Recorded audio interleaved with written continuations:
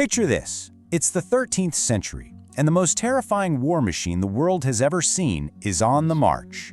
They're an unstoppable force, an empire that believes one last, swift battle will completely wipe a small nation off the map. Well, this is the story of how that small nation fought back. It's a true masterclass in how to win against absolutely impossible odds. You know, this single line, it tells you everything you need to know about the mindset of the Mongol Empire.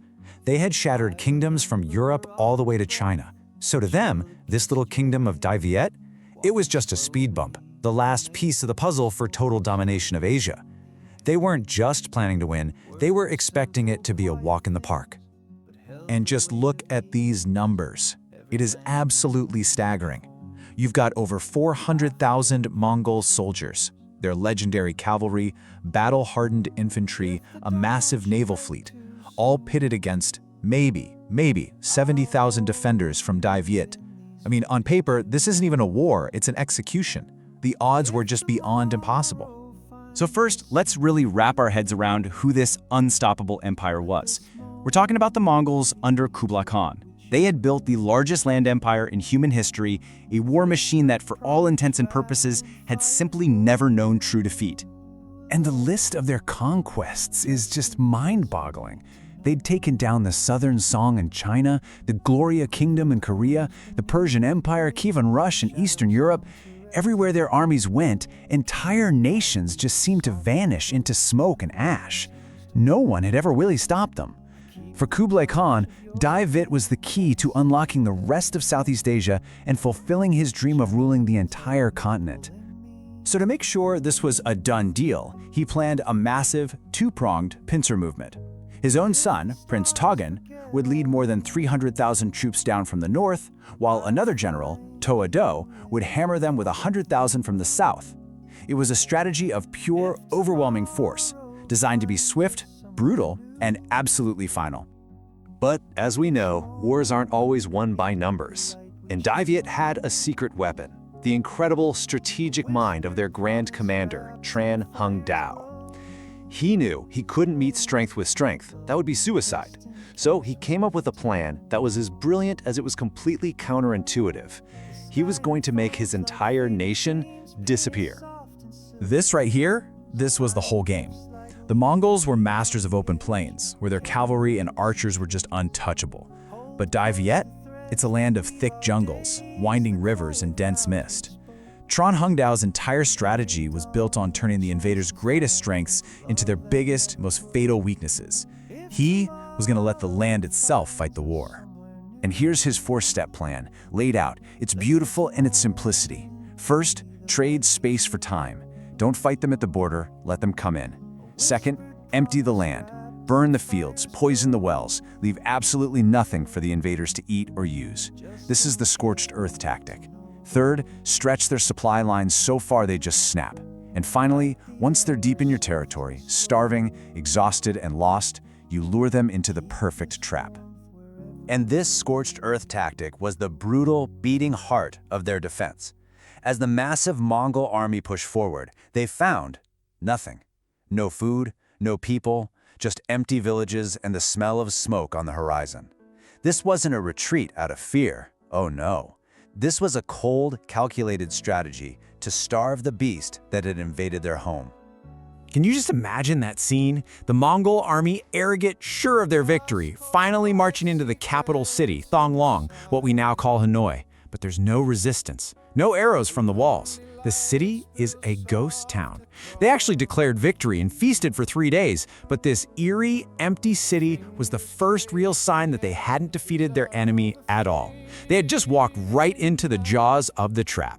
So, with the invaders now deep inside a country that had essentially vanished around them, Phase 2 of Tran Hung Dao's plan kicked in. The land itself was about to start fighting back. See, while the Mongols were marching into that empty land, the entire nation of Dai Viet was secretly humming with activity. Forges were glowing day and night, churning out weapons. Farmers were burying their rice harvest deep underground. Fishermen were building these small, nimble warships, perfect for their narrow rivers. And most importantly, They were mapping every river, every tide, and they started planting these massive iron-tipped wooden stakes into the riverbeds, just waiting. And to bring everyone together, to steel their resolve, a single oath was taken. 2 words were tattooed onto the arms of every single soldier, Sat Dot. It means kill the Mongols. This wasn't just an order, it was an immortal promise that turned farmers and fishermen into an unbreakable wall of resistance. And now we get to the climax. The Mongols, with their supply lines cut and their army growing weaker by the day, decided to pull back using their enormous naval fleet. This was the exact moment Tran Hung Dao had been waiting for. Everything, the empty cities, the hidden stakes, the waiting army, it was all about to come together in one single catastrophic night. So at dusk, the Mongol fleet dropped anchor, confident, probably celebrating what they thought was a victory. But as night fell, hundreds of small Dai Viet boats slipped out of the river mist like phantoms. At midnight, the sky just lit up. A storm of fire arrows and flaming oil pots rained down, turning the entire surface of the river into an inferno.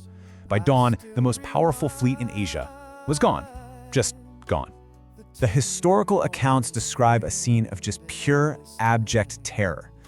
The huge Mongol warships were too slow, too clumsy to turn in the narrow river. They were trapped. Sailors who jumped overboard to escape the flames just landed in a river that was literally on fire. The very water they thought was their escape route had become their tomb. And this is where the genius of the trap was finally sprung. As the tide went out, the massive weight of the warships drove them down onto those hidden iron-tipped stakes that had been waiting beneath the surface. You could hear the splintering of wood as, one by one, their hulls were ripped open, leaving them crippled, helpless, and burning. And at that precise moment of chaos, with the fleet trapped and on fire, thousands of Dai Viet soldiers stormed out from the riverbanks.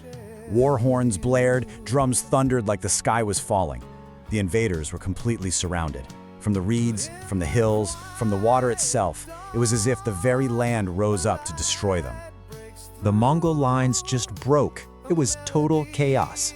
The empire that had crushed kingdoms from Persia to Korea was now literally drowning in a single Vietnamese river.